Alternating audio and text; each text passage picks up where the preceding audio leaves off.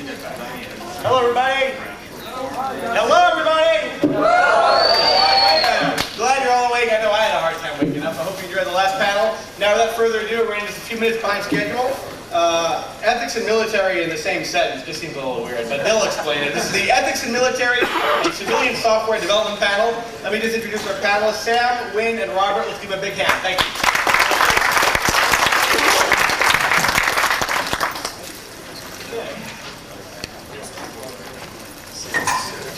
Hey, my name is Sam Nitzberg, and I'm sure you are already well familiar with Winn Schwartau and Robert Steele. Robert Steele's book is On Intelligence, Spies, and Secrecy in an Open World, and he gave a keynote address back in '94, right here. Winn Schwartau, you might want to be familiar with this document, Cybershock, Surviving Hackers, Freakers, Identity Thieves, Internet Terrorists, and Weapons of Mass Destruction. Disruption. Disruption. A few of you might be in it. Okay, we're going to lead off with my little presentation. Next slide, please. There's a nice technical abstract that a number of the concomitant ethical considerations between developing military and civilian software are similar, and I shall be examining them. Basically, if you mess up on important things used in the civilian world or the military world, there are grave consequences. Likewise, I think there's also a strong responsibility when you develop systems to do it right. Next slide, please. I'm going to skip the second point for the moment, but it's often cheaper in military and civilian worlds to steal technology. That's why there's industrial espionage. That's why there are spies. Next slide, please. Okay, there are some areas of common ground also in how simulations are performed in both military and civilian worlds. When you model traffic flow, or stock markets, or nuclear arms, or military battle doctrine, you use the results of those simulations to decide how you're going to implement these items in the future. Based on your military simulations, you will change how you fight battles. Based on your financial simulations, you do affect stock market activity. Again, these are areas of great concern. Irresponsibility in either realm has potentially grave consequences, and there's a great responsibility to do these things properly. Next slide, please. I'm going to be discussing what I call the nature of the beast. That most modern systems are built on conventional software products. This has some very serious implications because what seems to be driving the release dates is market pressures and forces. I've heard very few people who wait until something is really secure before they buy it. People are not willing, generally speaking, to pay the price. Next slide. Scientific American, I forget the year, some time ago, had a nice article on the nature of complexity. And it's been considered that software complexity is the source of errors in systems. I'm going to say no. There are theories, at least, by which defect-free software can be produced. The reason I'm saying I do not believe software complexity is the fundamental source of errors in systems is most systems being developed are not what we call intractable in nature. They're not solving impossible problems. The problems, I think, are too often people do not do the requirements properly, you don't specify systems well enough, get rid of ambiguities in the specifications that lead to security problems and errors. Things are sloppy and in a rush, and it shows. If everyone were doing the proper software engineering methods and being extremely careful, and we're building every system was a new breed, the most complex of its type, then we can talk about software complexity being the source of errors. Unfortunately, I don't think that drives most of them. Next slide, please. When you develop a database, when you develop a graphical interface system, when you develop a file system for an operating system with security features, these will be used by the military and by civilian organizations. When you build a database, it's not you who chooses whether it goes into an administrative managerial database for a hospital for the dispensing medications, whether it's tucked into a military or intelligence platform.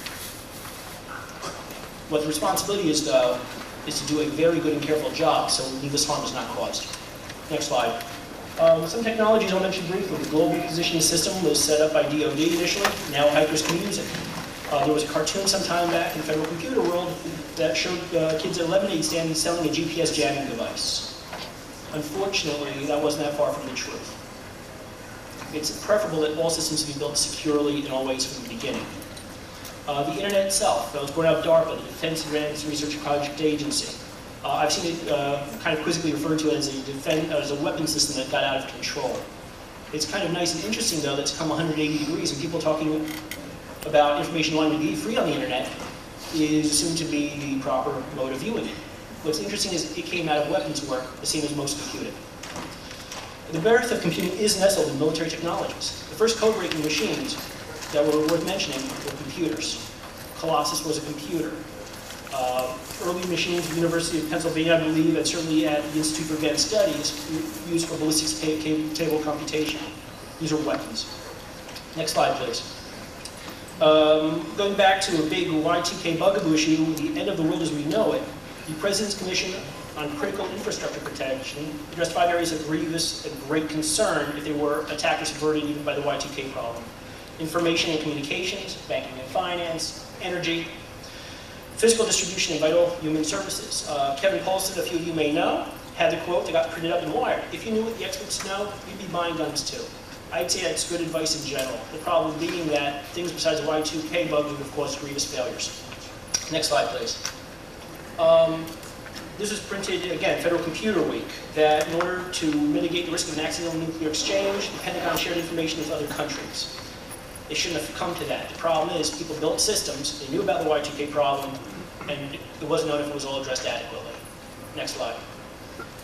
First in the Y2K issue, as if you haven't heard enough about it, not as a success, but as a great failure. At its core, we had a simple problem that was well understood. We had early warning. The first document to address it that I know of were in 1984 approximately. I believe that was an IEEE document. IT disagreed with scientific, managerial, and moral failing. You found out probably the same way I did, everything would be okay. You sat around waiting for the TV and the lights to go out. I think it was largely a matter of luck, and that people scrambled, and somehow it all managed to work together. I think whatever money was spent on mitigation was well spent. It just shouldn't have done a decade earlier. Next slide. On the subject of professionalism, I've got a few thoughts. Some people talk about licensing as a solution to many of these problems. I personally don't see it as a solution, but I will mention something in passing. Barbers and hairdressers need licenses because they work on your hair. If they mess up, they might get a bad hairdo. Civil engineers build bridges, and if they fall, well, people might get hurt. Prostitutes who are lawful typically need regular medical testing and have to abide by what's called safe practices. Now, software engineers design and construct medical diagnostic equipment, medical dosing systems that give you computer-controlled X-ray doses. They build air traffic control systems, strategic nuclear arms systems, software components of anti-aircraft and missile systems like the Patriot, aeronautic fly-by-wire systems, such as those used in the space shuttle, the stealth fighter, and bomber aircraft, and automotive computer systems. I'm getting my car fixed this weekend. I'm painfully aware of the cost of having a computer system fixed. Programmers build all these things, including banking and financial systems. They don't need licenses. See, they can't hurt anybody. Now, regarding warranty issues, next slide, please. Thank you. This is not too atypical an item here, this warranty. Let's see some of the things this one says. They want the diskettes on which the program is furnished to be black of color and square shape under normal use for a period of 90 days from the date of purchase. I don't know what happens after 90 days to the shape. A good colleague of mine mentioned, this is false. Diskettes are not square, they are generally rectangular. If you lose $1 million because this messes up, it's you who out the million, not them. If you don't like it too bad, they reserve the right to do nothing. They didn't want a disclaimer at all, but the owners insisted, and we tried to ignore them.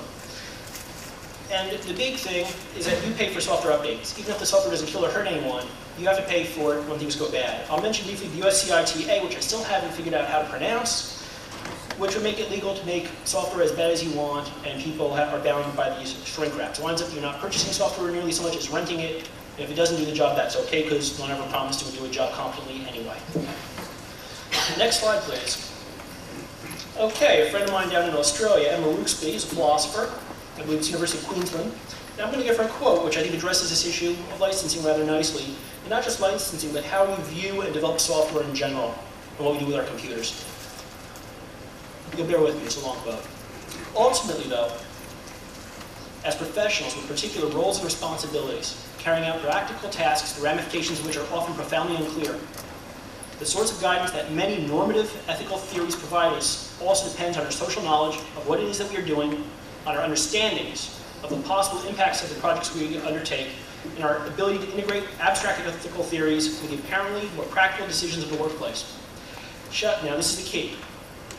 Just as no code of ethics guarantees ethical behavior, No normative ethics can compel assent or assure its own appropriate application. I see this issue of ethical practice and licensing as somewhat related, but they don't have to be. But I believe that her sentiments apply very nicely to both.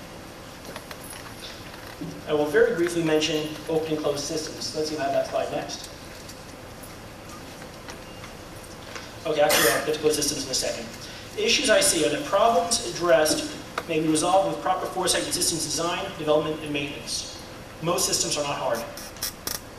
Software workers and managers must be properly aware of the intricacies in developing, building, and maintaining systems, including large and complex ones, and they must be painfully aware of the consequences of failure.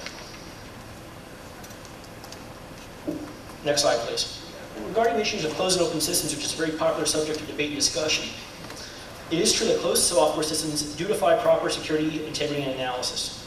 However, I will mention that I see discussion that if you have open systems, they're intrinsically secure and can be fixed. I will say that if you have open systems, they do benefit from software engineering methodologies. People usually don't do big collaborative works on requiring that the specifications for systems are right, that there's no ambiguity present, that everyone understands what things mean before they build them. That could cause a lot of failures in software, I believe, also. I think that you could do that even in open projects, and it could be great games. But people have to want, even in the open source world, to sit down and do the software engineering work up front. And now I'm going to wrap up. Next slide, please. My conclusion is that ethical concerns and considerations cannot be decoupled from software analysis, planning, and execution. Most of the challenges facing either the current military or civilian software developer are not new, and certainly not totally new. While technologies and mechanisms specific to any particular application may be unique, what is of increasing importance and consequence is that software developers have an underlying humanistic philosophy and setting in which they perform their tasks. The fundamentally sticky problem in software development continues to be that developers must understand both the nature of their work and the consequences of their potential failures, and take steps to ensure that their projects lead to safe and highly successful deployment. Next slide, please. Thank you. And I'll yield to Mr. Winn Schwab. And if you want to keep slide number 1 on. I lost my voice a couple days ago from talking too much. My wife was quite happy about it, but you're going to have to suffer, I think, for a couple of minutes. Unlike Sam, I'm going to say some things, hopefully, that will get him fired on Monday, because he has a day job, and he has a day job he can't tell you about. And I can say things he can't say because I live in an unclassified world, and he may or may not live in an unclassified world, but I can't say, neither can he. May I say something? Just for 1 second. Here comes the disclaimer. Something I meant to say up front. I'm going to make one request of the populace of the room and to the media, that I'm representing myself on this day, and any mention of my discussion this day, I will request that you indicate that I'm not representing a firm or organization, but myself as a software professional. Thank you, and I'm sorry for the interruption. No, that's quite all right, man. Now we see where he's coming from. I'm going to look at ethics from a slightly different angle. Military and ethics, actually, they do have a great deal in common, but the problem that we face here in the U.S. from an ethical standpoint in the military is whose ethics are we going to go by? Are we going to go by the U.S. sets of rules that make us so comfortable, warm, fuzzy, mom, apple pie? Or are we going to go by the sets of rules and ethics where the Europeans, by our standards, are allowed to cheat? Or are we going to go by the Far Eastern sets of rules by different countries where an entirely different set of ethics and business rules apply? Whose rules are we going to use? And this presents an awful lot of problems to the military and the civilian support community to the military of our behavior. How do we behave? Well, let's look at how the military has behaved with certain software over the years. And these are the things that may get him in trouble on Monday, which I dearly hope. Back in the early 1970s, when Poland was still part of the Warsaw Pact, in the good old days of the Cold War, Poland wanted a new telephone switch. So there was really only one place to buy a telephone switch at that time, and that was to call up AT&T. So AT&T calls the State Department, says, hey, we got to sell this switch to Poland. State Department, surprisingly enough, says, no problem, sell it to them. However, please put this inside the switch. And what was that? It was remote detonation controls that in case the Russians came marching through Poland to invade Western Europe, we could shut down remotely the entire communications infrastructure of Poland and hopefully thwart some of their advances. The US has been doing similar types of things with other export devices, and currently the biggie that you would hear about if the government were talking, or if Sam were talking about this, would be North Korea. Big stinks, we hear all about the stuff going on in North Korea. They're not supposed to have AS-400s, it's embargoed technology, it's not supposed to go there. Where are they getting it? They're getting the AS-400s for their missile control systems through India, through a deal with IBM/India, and there are certain hunks of software sitting in there that give the US a very strategic advantage in case North Korea starts acting like a bad guy. Ethically, on the other hand, North Korea, according to the FBI, is the country that has implanted more Trojan horses in commercial US systems than any other country around the world. So we have this ethical dilemma that also revolves around the issue of posse comitatus, which is the US law that says the military cannot do anything here in the US because it's against the law. This was passed after the Civil War. So the problem is then, how do we take care of business ethically? Well, we're faced with even more problems when you start looking at the quote-unquote "hey you" phenomenon. The "hey you" phenomenon affects the military as much as it does the commercial sector. If you're sitting at a water cooler and you're talking to somebody and a boss comes by and says, "Hey, you know how to run Word, don't you?" "Yeah, I can use Word." "Okay, would you be the Systems and Security Administrator, please?" It's the "hey you" phenomenon. But even compounding that more, and to be not politically correct, because that's not what I get generally hired to do, when we look at the systems administrators of the support systems for the global infrastructure of the US military, who is running the systems? It's not even so bad the "hey you" guys as it is foreign nationals, non-US citizens, running the mission-critical support unclassified systems around the world. What this ends up with us facing, and I'm sure Robert will touch on this as well, is no country in its right mind is going to come after the US with a whole bunch of missiles. It's not going to happen. Nobody's going to start flying planes into San Francisco Harbor or bringing submarines up the Hudson River. It's not going to happen. What they're going to talk about and what they're going to be looking at is doing is what is called the rear echelon attack. And the rear echelon attack is going after the toilet paper, the marching orders, the food, all of the bits and pieces that enable the warfighter or the peacekeeper to do their job in whatever particular mission that may be. Unclassified systems are generally very, very poorly protected. Very, very weak. And former four-star General John Sheehan said the same thing. He says, the rear echelon attack is today's modern version of the Battle of the Atlantic, which is what the German U-boats did. German U-boats were attacking the shipping lanes in the North Atlantic so that the soldiers couldn't fight. The same type of situation is existing right now in the unclassified support systems for the military. We don't have answers on how to do all of this and still remain politically correct. The last issue is all software is legal, as you probably know from the recent Supreme Court announcements. This also means that all software is legal for the US military.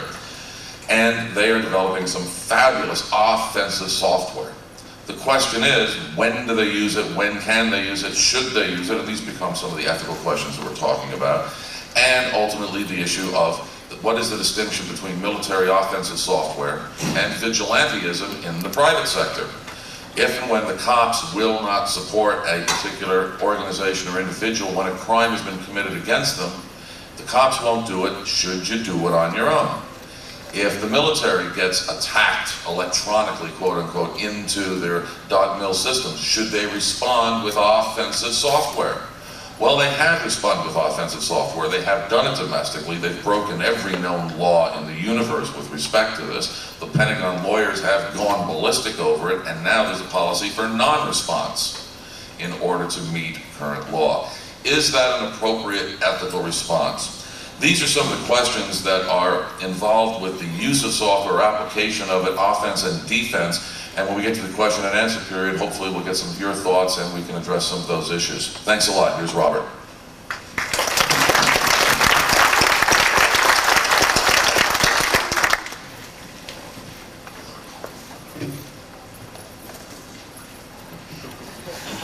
This is what I looked like in 1994 when we had a light show and it was really cool. 70 pounds lighter, yes. I'm glad to be here, and I'm glad that you're in this room Because ethics is not some highfalutin concept that academics can talk about. It actually matters at the end of the day in terms of whether your children have a good life. And most of you, I hope, will have children. Goes back to Pogo. We have met the enemy, and he is us. Bill Gates is a threat, not just to national security, but to national competitiveness. His stuff shits. And what that really means at the end of the day is that American productivity, gold collar, knowledge worker productivity sucks because he's an asshole about his APIs. All right? That's what ethics is about. It's about making this country not just safe, but productive. Stupid is rising. The idiots that used to flip hamburgers are now selling at Circuit City. We have a major employment crisis in this country. Smart people are in short supply. All right? You guys, I listened with great interest to the thing this morning. I'm the guy that stood up here in '94 and said hackers are a national resource. I'm the guy that has been saying for years that Shirley Turkle's book, My Second Self, is the story on hackers as pushing the edge of the envelope. I'm the guy that said in '94 that you should be doing what my friends in Dead Cow are doing, which is pointing out these problems, opening up people's eyes to what's wrong with our systems. Wired magazine, my friend Kevin Kelly commissioned me to do an article, and the working title was, "Is the communications and computing industry criminally negligent or just plain stupid?" It turns out they're really smart. They're not criminally negligent because there is no law against being an asshole. And as a result, we have a whole shitload of complex systems with really rotten software that's undocumented, that is done by unlicensed people, some of them on drugs, the rest of them ignorant. We're not referring to anyone in this room, of course. This is really a problem. Now, why is it a problem? Why does it matter? There's a couple of reasons why it matters. First off, we're no longer in the agricultural age. We're no longer in the industrial age. We're in the digital age where it's either on or off. Yeah. It either works or it's fucked. All right? There is no in between. Bill Gates, in his little mind someplace, understands that he better start moving his money offshore because it's going to crash on him soon. We really need to think through. Do we want a digital economy that does not degrade gracefully? The Federal Reserve has gone from 12 regional computers to 1. 3? Well, that's a hot backup, a cold backup. We all know they don't work. Okay. The bottom line is the Fed is down to where if they go out for 15 minutes, that's $1 trillion write-off. You will never replicate those transactions. You will never do forensics at the Federal Reserve level. Charles Perrow wrote an excellent book called Normal Accidents, Living with High-Risk Technology. And you know this better than I, but for the sake of the feds in the audience and the media and anybody else here that worries about stock prices crashing, simple systems have single points of failure. They're easy to diagnose and fix. Complex systems have multiple points of failure that interact in strange ways, very difficult to diagnose, really tough to fix, particularly when every fucking helpline says, oh no, that's a Microsoft problem, that's not HP, that's not Dell, that's not Sun, that's Microsoft interacting in strange ways with our system. We are in an environment of a constellation of complex systems with all kinds of organizational and legal and ethnic and cultural and intellectual boundaries that we're not able to cross. So what is ethics? Why is ethics important? Ethics is about building for the common good. Ethics is about establishing due diligence standards so that when you buy a car, the bolts on the wheels are actually screwed on. Bill Gates is selling computers without wheels. They crash a lot. Okay? And unfortunately, he is the 9,000-pound gorilla that's fucking up the American economy. And he's having a negative impact on the rest of the world. Other than that, I like the guy. This is about the common good. Now, who's responsible for the common good? There are two answers to that. The first is you, and the second answer is your government. The reason that all of these people who talk about stateless international relations and multinational corporations running the world and all that, that's a scary thought. Governments exist for one simple reason: to deal with what are called external diseconomies.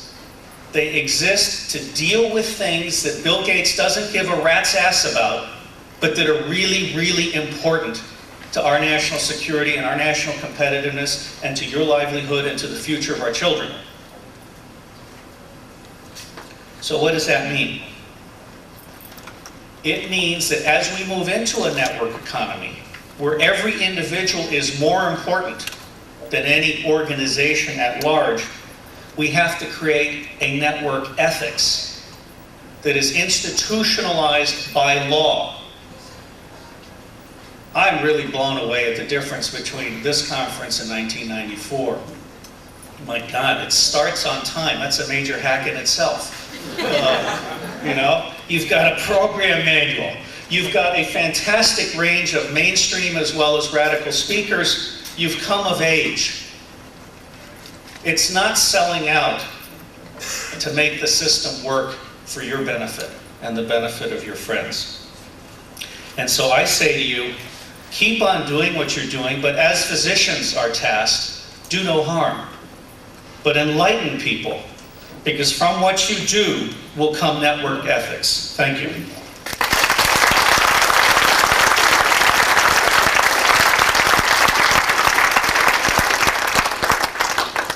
And now we have some time for questions, so jump in.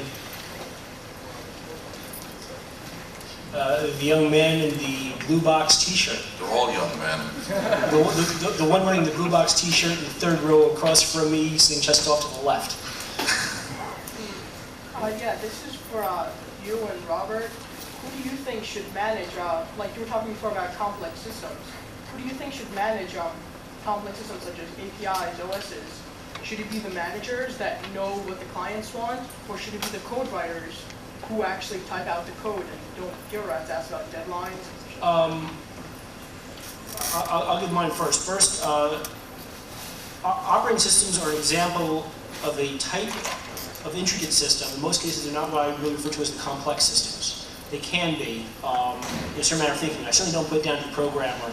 One thing I advocate, although it does impact your software release dates, is that you first figure out what a system you should do. You do your upfront software requirements. You build specifications, exactly what is this going to do, and preferably, not necessarily a truly formal model, but some kind of mathematical model, make sure there aren't ambiguities present, so you find what files and systems such that how they're set to be secure could be ambiguous, where you remove some of the discretion where things can be opened in a weak or strong fashion. You define what strong is. The managers, a lot of work in managers, but I believe in not having all software run through a linear process. You have to have this oversight and responsibility teams where people are signing off that they've done the studies and that certain criteria are met. There are books on how to produce software through these regimented programs, how to review code manually to walk through it and read it, make sure that certain real bad practices aren't there, to make sure that you've covered the big stupid sources of errors that get in there by negligence. I feel that 90 to 95% of all the security problems can be addressed through some forethought. That often takes multiple teams, not just managers. The one, maybe one or two individuals whose butt will be on the line if they screw up and don't get their quality right. Unfortunately, a big part of it is on the hands of the customers who are buying stuff that often is inferior and they know it. I'll defer now. On the complex system, some of the work that's being done now is going to kind of change the way we look at complex systems for two reasons. One, we're starting to understand chaos theory a little bit more, complexification, and start to understand how the mathematics will apply to real-world systems, and we're just kind of the leading edge of that. And if you're interested, the Santa Fe Institute down in New Mexico is doing some fabulous research in that area. The second thing that's coming out, and Sandia National Laboratories just announced it a couple, 3 weeks ago, and there's some similar stuff coming out of Los Alamos and Oak Ridge, is autonomous agents without any central authority to be distributed through certain types of networks that will end up becoming the inherent management agents of the network without having to involve individuals. Now, whether that's good or bad is another issue, but they are producing the software, and that's they're starting to do some beta testing on it now. How are they producing this? Hang on. We'll get into all that cool techie shit in a minute. Let me just answer the question. Nobody should be allowed to control standards.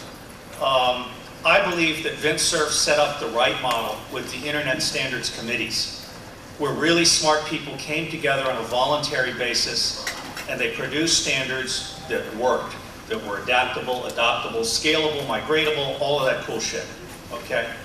Now, where we have a problem in the United States, and my friend Sam has done a very good job of pointing it out, is it's legal to sell software that is shit. That has to change. We need to have legislation that establishes standards of due diligence, just like we have fiduciary standards, just like we have good business practice standards. And industry has to be held accountable for what is now legal actions that undermine your productivity and security. APIs is a classic example. Bill Gates has to put his APIs up front and not move them, not change them, stabilize them, document them, the whole bit. How are you going to do that if the industry writes the law, like they've done with? That's a very good point, and we can we can get into that. I don't want to take any more time, but I think the bottom line here is that people have to illustrate these vulnerabilities. And what has not happened to date, America is a very rich and powerful country. It can survive a lot of incompetence in Washington. I mean, it's getting to the point where it doesn't matter who's president, okay? But the bottom line here is that we are moving into an era where it really does matter if software sucks.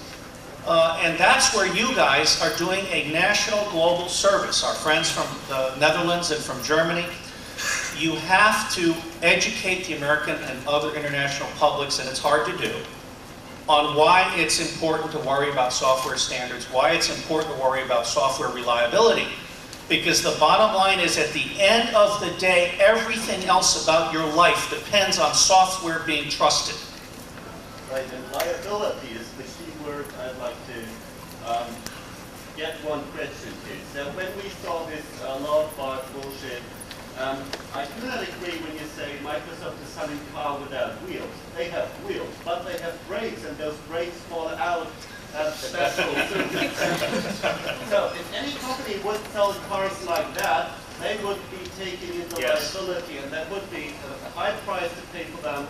The people would stop selling their cars and buying their cars, and there would be coming big question of saying, hey, what are you doing there?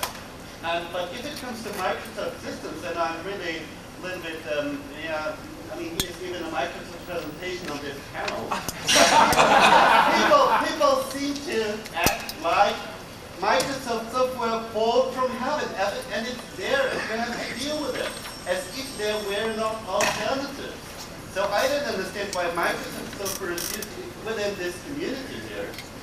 And I'd like to ask to you on the panel, if liability as a topic for people making law would be the key idea to change that actual business.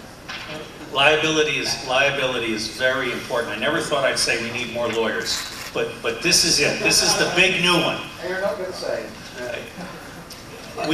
All right, I won't say it. Liability is the issue, but the other thing is Bill Gates is an accident in a lot of ways. He's the guy that didn't tell IBM to piss off when they said they wouldn't sign a non-disclosure agreement. And he was number 2 on the operating system, okay? He was runner-up, but then he became a marketing monolith, and he ran it through the system at a time when people weren't smart enough to know better. Now we're at a tipping point. Now we're at a tipping point where it matters if your Microsoft products stink. It matters if my PowerPoint slides explode my Word document just after I've written an 80-page business plan for $5 million. This pisses me off. It also wastes 3 days of my time, which is priced at roughly $9,000. I've just lost $9,000 because of Bill Gates' lousy software. So now it's up to you guys. You need to illustrate this thing. You need to be friendly with the media. I think Emmanuel has done a wonderful job of being media friendly. And I hope you guys will all not play the role of people that have been victimized or people that are doing anything illegal. Play the role of Holy Grail crusaders who are simply trying to educate the public as to the ethics that is lacking in the communications and computing industry. One thing I will mention, though, is I did have my backup presentation ready to bring more confidence. And in terms of loss productivity, yes, Kinko's charged me quite a sum of money to do this. What did you use to create it? In the back. Something unreliable to happen. Yell it out. Yell it out. Yeah. Okay, next, please. I believe the man up here wanted. Okay, I'll take if we made the man in the white shirt back there, and then this gentleman right here with the camel pants had a question also. Y'all are talking about how insecure. Please speak up. Y'all are talking about how easy, how you think that this computer systems and routers and all this software is a place of insecurity. If I was a terrorist, I'm not going to go after a computer system. That requires too much time, too much information. I'm going to do something. I'm going to go after power and water. Power is horribly insecure. So is water. You take those down, you shut down a city. And or for another one, you take down traffic. Another easy one. You could block down 2 interstates with a couple of junkers, and you shut down major routes in and out of the city. I believe Winn will be very happy to respond to this question. Yeah, but should we get water to that mill? Because if you want to get terrorism, that's another topic. We're talking about technology falling out without terrorism. No, I agree. The question's a little off topic, but I mean, there's still computer systems behind all of those things, and it depends upon your objectives. But it's a little off topic. The ethical issues of how critical infrastructures are defined and which ones require, whether legally or legislatively have to be protected is one of the ethical issues we're dealing with here when we start judging what is major vulnerabilities to large civilian populations. But when we look at the PDD 63 and the National Infrastructure Protection Center versus what is occurring in some of the European countries, there are different views of what constitutes criticality. And as Robert's point, and I've stolen his term over the years, is graceful degradation. How do we gracefully degrade ethically, legally, operationally from the current state of operation when things screw up? What do we do? How do we do it? I was in Paris last summer and I was trying to buy a Diet Coke for my kids, and what happens on the big menu screen up there? There's an NT error. I couldn't pay my Diet Coke until they rebooted NT at the fast food restaurant in Paris. They had no mechanism for fallback. So when you talk about terrorists and power and all that stuff, there are some manual backup systems. I'm not familiar with how they all work, but those are some of the issues that we really need to be dealing with, is how to survive acts of man in distinction to acts of God. We got the hurricane thing down. Hang on a second, there are 2 key points I want to make here. First off, the question is on topic in this sense.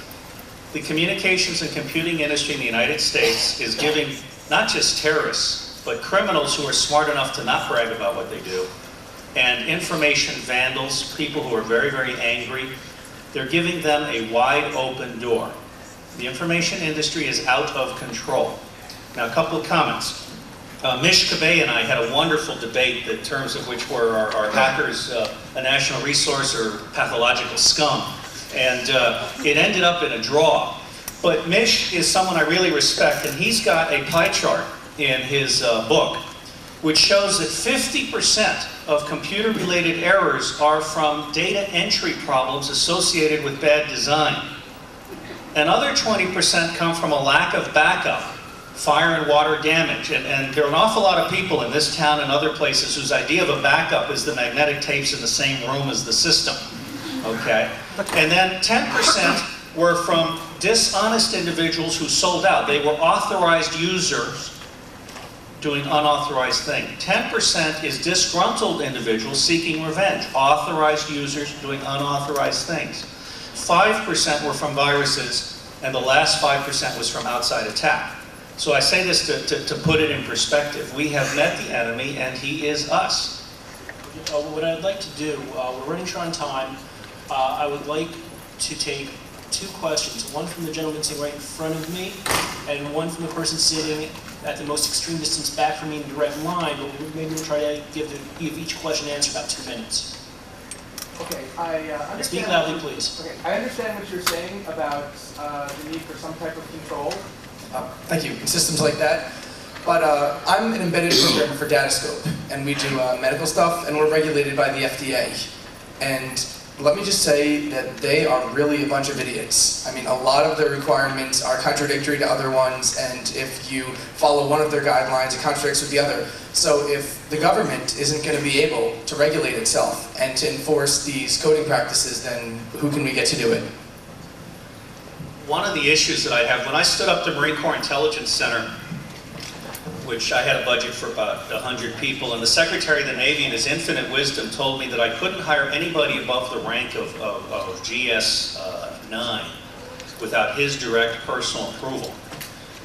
What you have is a government that is running on 1950s laws and 1950s concepts of personnel functionality. You have a government that is largely ignorant. There is a huge, huge gap, and of course Hacker Crackdown by Bruce Sterling on the gap between what the Secret Service really understood, which was nothing, and what you guys understood about this stuff. It's going to take a quarter century. It is going to take 25 years, but ultimately what we're going to have is a very small government that serves primarily as a coordinator to harness distributed intelligence around the nation, and that's the core of my book. You guys are going to be in charge, and you're going to do peer reviews, and you're going to judge yourselves, and it's going to be real obvious who knows their stuff and who doesn't. And out of that will come a form of virtual standard making and so on. But right now I will say you are dead on target. The government is not only 3 to 6 years behind on software patents, on understanding software, on regulating software, all of this stuff, but they're probably 10 to 15 years away from having fully competent people. So this is a long road that we're going down. Okay, also I advised that we have a little more time actually than I thought originally. I will take a question from the man directly in line for me way back, but asked me to speak loudly, so welcome here. Thank you. All right, shouldn't competition take care of this? I mean, why would people keep buying bad products?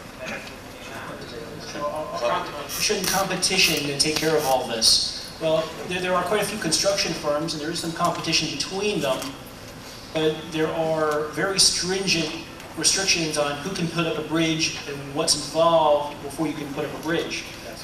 There's competition. You can't give me $5 million and then me and 20 of my buddies go and build a bridge. If you have $1 million to do it, I'll take it, and I'll do what I can. I won't be #1 man across it with my Jeep. If anyone has anything to add? Yeah, I really got to argue with that one, Sam. You haven't lived in New York a whole long time. Okay. The highways would have potholes the following day because they were built by the lowest bidder. The Mexican concrete slabs in Southern California destroyed 200,000 homes with level 3 earthquakes. Lowest bidder problem. The competition issue, one could argue that there is a free open competition because Microsoft only has 93% of the market. Is that free competition? That's what Congress is trying to decide, and the Supreme Court and all that. They're trying to figure that one out right now. But again, keep in mind that the issue of competition becomes very different when we look at it at the global level. Over in Europe, the private sector and the government can work together in profit-making endeavors. Look at Airbus. That's how they got their act together, financed with billions and billions of various governments in concert with the private sector. Now Boeing is worried about a lot of stuff. Over in the Far East, monopolization is considered good business. It's fair to do that. So when we start talking about competition, we really need to define, again, where are we talking about? Are we looking at this as the US-centric, we rule the universe? We're only 4% of the population of the whole planet. So our concepts of what we're trying to do and the ethics, if you will, of business do not necessarily apply everywhere else. One quick sentence. The relationship between the government and industry is going to have to change. Lest anyone not understand my position, I say government is good. We need government. Government does the external diseconomy things that Bill Gates doesn't want done. But government is ignorant. Government is 25 years behind where it needs to be. The relationship's going to have to change, and I think the way it's going to change is government will orchestrate standards and due diligence legislation and things like that. Citizens will actually enforce it. It will come to the day when a whistleblower, just like that beautiful thing with the Intel chip, I mean, wow! Overnight their ass got kicked. This is important stuff. You can do that. But you need to do it legally with no harm done to the systems that you are examining on behalf of the citizens. And we'll take one more question. We have 5 more minutes, we're told over here. 5 more. Okay. I'm sorry, I've asked you. 5 short questions. Ready. I'm going to try to give several rows back, man, slightly to the left. About 3 seats in. Yeah, I appreciate what you're saying about the government perhaps needing to legislate official standards. I think you drew some parallels to some of the fiduciary responsibilities that many organizations have in our nation today. For example, the SEC regulates things in the interest of shareholders' benefits, et cetera, et cetera. And I also agree that some of the federal standards that exist today, some of the FIPS standards, may be woefully inadequate or antiquated in other respects. However, I think what you didn't mention that's important, and I'm interested to hear your thoughts on this, is that I don't think academia bears sufficient burden in this process. And the reason is that while there's a lot of great things about the Wild West situation we're in right now, there's not certain types of degrees that we need. And some of the real computer science theory that we were taught in college, a lot of us, is not necessarily applicable to what we do in our day-to-day lives. And I think academia really needs to bear some of the burden for having actual stringent and rigid qualifications, much like with the JD or an MBA or an MD, where you're qualified in a vocational sense to execute these professional tasks. So don't you think that the responsibility should be shared by the American and international university system in that respect? All right, there's a couple issues there. Academia actually is fairly well involved in this, but the courseware, there's only a couple of universities that have real, and I'm looking at it from the security standpoint here, have real security applications. One is Purdue University and the other is George Mason University. They offer advanced degrees in security and software engineering and how those disciplines tie together. But the other issue with academia, again, ties in with the points on internationalization and global issues of security.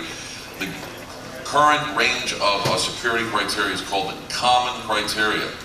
And the US has basically sat out of it because the Europeans and other countries have all gotten together and said, yeah, we like this stuff and we're developing these standards. Academia is heavily involved in those processes to develop standards on an international basis. And basically, whether it's the government politically or it's the NSA and the National Bureau of Standards, NIST, but we are not participating actively, even though beginning 30 years ago, we're the ones that developed the original standards. So we're sitting out, but academia is fairly heavily involved in these processes. But development of standards is one thing. On an undergraduate level, the people that are actually entering the workforce, that's more what I'm talking about academia. I mean, I don't know how many universities now have finally actually geared up away from the pure computer science programs into the more applied sort of degrees. But you know, at the graduate, high academic level, developing standards is one thing.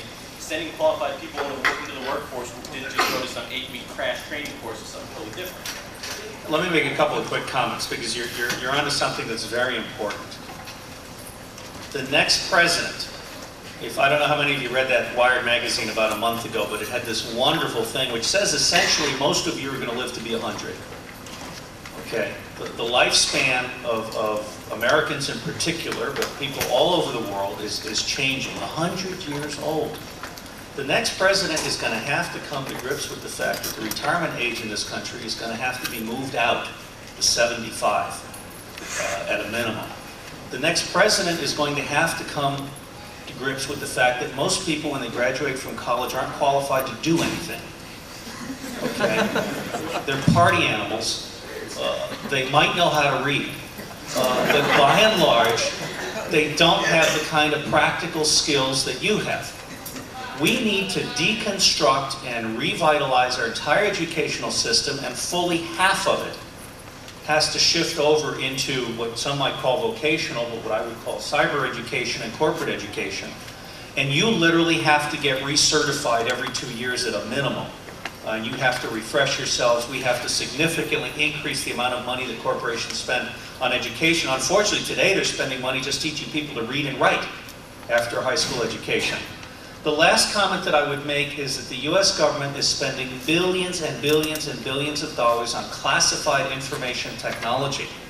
Now, what's wrong with this? The Defense Advanced Research Projects Agency, in 1 year that I'm familiar with, spent $70 million on data visualization software pilot projects in areas that had been abandoned by Hollywood 5 years previously. Okay. We literally are not doing a good job of following the development and emergence of critical technologies. And why is that? It's because of secrecy. Had cold fusion been a classified project, it would still be alive today. We have literally cut off and pissed off academia in relation to the secret world. And that's why I really endorse and agree with most of what Senator Moynihan from the state of New York has to say when he sums it up in his book on secrecy by saying secrecy is for losers. By and large, you don't need 95% of the secrecy that we have in the US government. And by and large, you can accomplish 95% of your national security and national competitiveness objectives by being open and ethical and legal and by embracing and bringing together everybody. So the issue you've really raised is, are we going to talk to one another for the rest of our lives, corporate, academia, and government? And that's something that's going to take several decades to play out. I'm just going to mention one thing and we'll close up. My own perspective on the answer is applied knowledge is very good, very useful, and very necessary. But if you want to break codes, there are lots of cute applied tricks you can use, but it also helps if you do the math. Yeah, so I do believe in rigor. If anyone wants to take these issues up with me again personally, if no one objects, I'm at sam@imsam.com or www.imsam. These gentlemen are well known. You can look them up on the web. There's a lot of interesting stuff out there. I'd like to thank our panelists for a very interesting discussion.